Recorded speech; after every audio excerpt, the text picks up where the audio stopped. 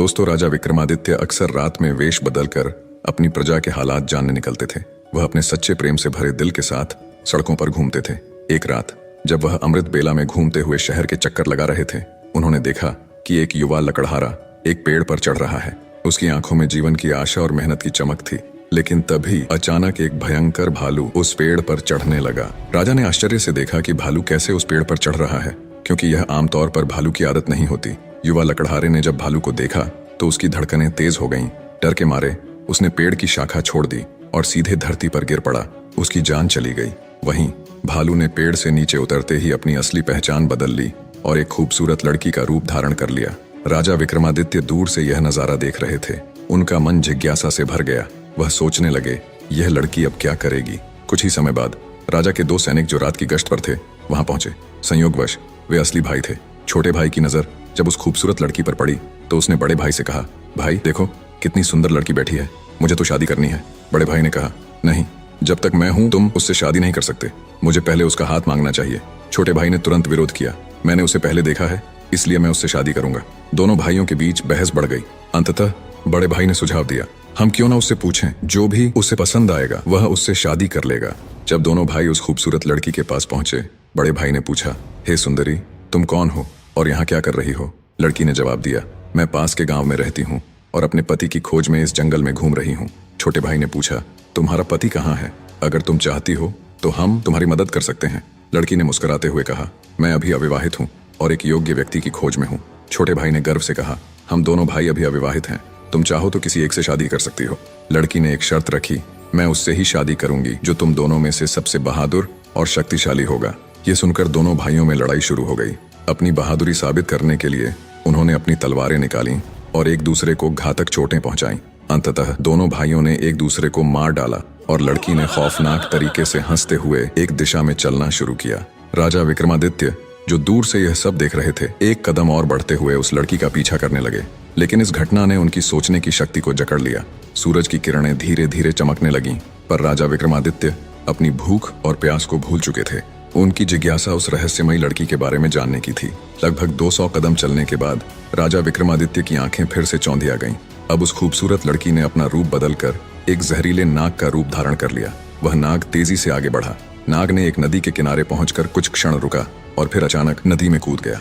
राजा विक्रमादित्य उस किनारे पर खड़े होकर यह सब देख रहे थे। थोड़ी ही देर में नाग ने एक नाव पर छलांग लगा दी, जिसमें लगभग 20 से 25 लोग सवार थे। जैसे ही नाग ने नाव में प्रवेश किया, वहां अफरा तफरी मच गई। लोग अपनी जान बचाने के लिए नदी में कूद पड़े। जो तैरना जानते थे वे तैरकर किनारे तक पहुंच गए और जो नहीं जानते थे वे डूब कर मर गए। कुछ समय बाद नाग फिर से नदी से बाहर आया और नदी के किनारे चलने लगा। विक्रमादित्य ने उस नाग का पीछा करना जारी रखा। कुछ दूर जाने के बाद राजा विक्रमादित्य ने फिर से देखा कि वह नाग एक वृद्ध ब्राह्मण के रूप में बदल गया है। राजा ने सोचा, अब यह सही समय है इस रहस्यमय प्राणी से जानकारी प्राप्त करने का। विक्रमादित्य तेज कदमों से उस ब्राह्मण के पास पहुंचे और हाथ जोड़कर नमस्कार किया। वृद्ध ब्राह्मण ने भी हाथ उठाकर अभिवादन स्वीकार किया और आशीर्वाद दिया।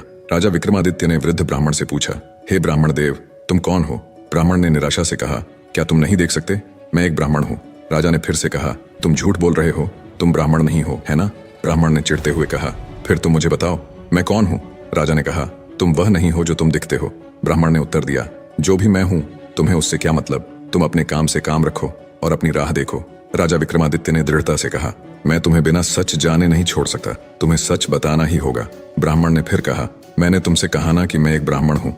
राजा ने कहा, तुम मुझसे झूठ नहीं बोल सकते, मैंने तुम्हें तब से देखा है जब तुमने लकड़हारे को मार डाला था। फिर तुमने एक सुंदर लड़की का रूप धारण किया और उन 2 सैनिकों को एक दूसरे को मारने पर मजबूर किया। फिर तुम जहरीले नाग में बदल गए और नदी में कूद पड़े। तुमने नाव पर सवार लोगों में अफरा तफरी मचाई। अब तुम एक वृद्ध ब्राह्मण के रूप में हो। सच सच बताओ, तुम कौन हो। राजा विक्रमादित्य की बातें सुनकर ब्राह्मण ने कहा, अगर मैं नहीं बताऊं तो तुम क्या करोगे। राजा ने अपनी तलवार निकालते हुए कहा, तब तैयार हो जाओ मरने के लिए। तुम्हें नहीं पता कि यह विक्रमादित्य की नगरी है। तुम इतने लोगों की जान लेकर इस पवित्र राजा के राज्य में जीवित नहीं रह सकते। अब सच्चाई बताओ। ब्राह्मण ने राजा की इस प्रशंसा पर जोर से हंसते हुए कहा, मुझे पता है कि यह शहर सम्राट विक्रमादित्य का है और तुम वही विश्व प्रसिद्ध सम्राट हो। फिर भी एक बात जान लो, तुम मुझे नहीं मार सकते। एक दिन आएगा जब मैं तुम्हें मरने पर मजबूर कर दूंगा। राजा विक्रमादित्य उसकी बातों को सोचने लगे। जो इस भेष में भी मुझे पहचानता है वह साधारण व्यक्ति नहीं हो सकता। फिर उन्होंने थोड़ी विनम्रता दिखाई और कहा, अब जब तुमने मुझे पहचान लिया है, कृपया मुझे बताओ कि तुम सच में कौन हो। ब्राह्मण ने कहा, तुम एक राजा हो और राजहट पर अड़े हुए हो, इसलिए मुझे तुम्हें सारी बातें बतानी पड़ेगी, मगर तुम मेरी बातों में विश्वास नहीं करोगे, इसलिए सबसे पहले मुझे तुम्हें बताना होगा कि मैं कौन हूँ। तो हे राजा, ब्राह्मण ने कहना शुरू किया, अब ध्यान से सुनो कि मैं कौन हूँ और तुम्हारी राजधानी में क्यों आया हूँ। मेरा नाम काल है। तुम जानते हो कि इस दुनिया में जन्म लेने वाले सभी जीवों की मृत्यु निश्चित है, इसलिए इस भूमि को मृत्यु लोक भी कहा जाता है। जब कोई जीव माँ के गर्भ में आता है तो सब कुछ बनने के बाद आत्मा उसमें प्रवेश करती है और जीवन जागृत होता है। इसी समय उसके मृत्यु का समय, स्थान और परिस्थितियां भी सृष्टिकर्ता द्वारा निर्धारित की जाती हैं। हे राजा, ब्राह्मण ने आगे कहा, तुम जानते हो कि चित्रगुप्त हर जीव की जीवन और मृत्यु का रिकॉर्ड रखते हैं। जब किसी जीव की मृत्यु का समय आता है तो वह धर्मराज को सूचित करते हैं। अब चूंकि सभी जीवों की मृत्यु और मुक्ति का विभाग भगवान शिव के पास है, इसलिए धर्मराज भगवान शिव से अनुमति मांगते हैं कि उस जीव को मृत्यु दी जाए। जब भगवान शिव अनुमति देते हैं तो धर्मराज मुझसे यानी काल से कहते हैं कि जाओ और उस व्यक्ति की जान ले लो, तब मैं इस मृत्यु लोक में आता हूँ। ब्राह्मण ने अपनी बातें जारी रखी, मुझे पता होता है कि कौन जीव कब, कहाँ और किन परिस्थितियों में मरेगा। मैं उस जीव को निश्चित स्थान पर निश्चित समय पर पहुंचाता हूँ जहाँ उसकी मृत्यु लिखी गई होती है।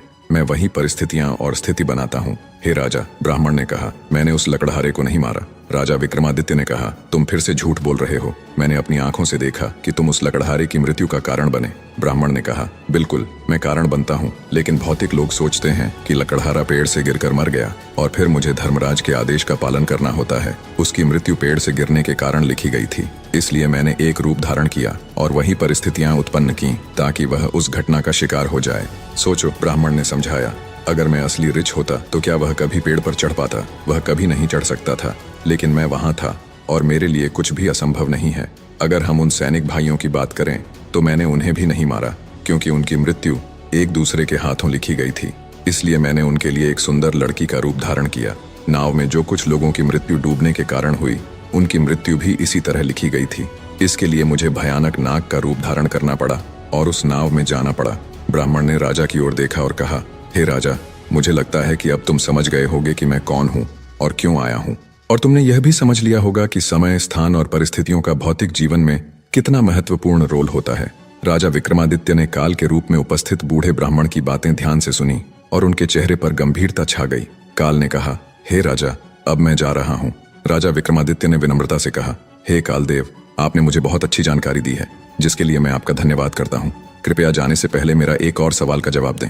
काल ने कहा, पूछो, जो भी पूछना है जल्दी पूछो, क्योंकि मेरे पास यहाँ रहने का ज्यादा समय नहीं है। राजा ने पूछा, कृपया बताएं कब और कहाँ और कैसे मेरी मृत्यु होगी। कालदेव ने उत्तर दिया, हे राजेंद्र, मैं तुम्हें बता सकता हूँ कि तुम कहाँ और कैसे मरोगे, लेकिन कब मरोगे यह नहीं बता सकता। राजा विक्रमादित्य ने आश्चर्य से पूछा, हे कालदेव, मृत्यु का समय बताने में तुम्हारी क्या आपत्ति है? काल ने गंभीरता से कहा, हे राजा, अगर मैं तुम्हें समय पहले से बता दूं तो तुम इसी पल से चिंता करने लगोगे, और तुम जानते हो चिंता चिता के समान होती है। अभी तुम्हें अपने शासन में कई शुभ कार्य करने हैं और लोगों के कल्याण के लिए महान कार्य करने हैं। राजा विक्रमादित्य ने संतोष से कहा, ठीक है, अगर समय नहीं बता सकते तो कम से कम मुझे बताएं कि मैं कहाँ और कैसे मारा जाऊंगा। काल ने कहा, सुनो राजन, तुम्हारी मृत्यु तुम्हारे अपने महल में सीढ़ियों से फिसलकर होगी। यह सुनकर राजा विक्रमादित्य की आंखें चौड़ी हो गईं। काल ने अपनी बात कहकर तेजी से एक दिशा में चलना शुरू किया और कुछ दूरी पर वह अदृश्य हो गया। अब तक सूर्यदेव भी अस्त हो चुके थे और चारों ओर अंधेरा छा गया था।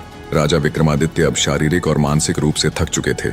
अपने मन में गहरी सोच के साथ उन्होंने तेज कदमों से अपने महल की ओर बढ़ना शुरू किया। दोस्तों, आज की कहानी ने हमें एक गहरे सत्य से अवगत कराया कि काल किसी का इंतजार नहीं करता। चाहे राजा विक्रमादित्य हो या हम, हर किसी के जीवन में समय और परिस्थितियों की महत्वपूर्ण भूमिका होती है। इसलिए जीवन को संजीवनी की तरह जिए और हर पल का सम्मान करें।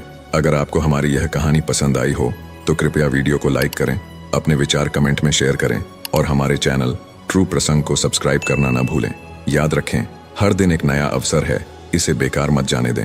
आपका धन्यवाद और अगले वीडियो में फिर मिलेंगे। जय श्री कृष्णा, राधे राधे।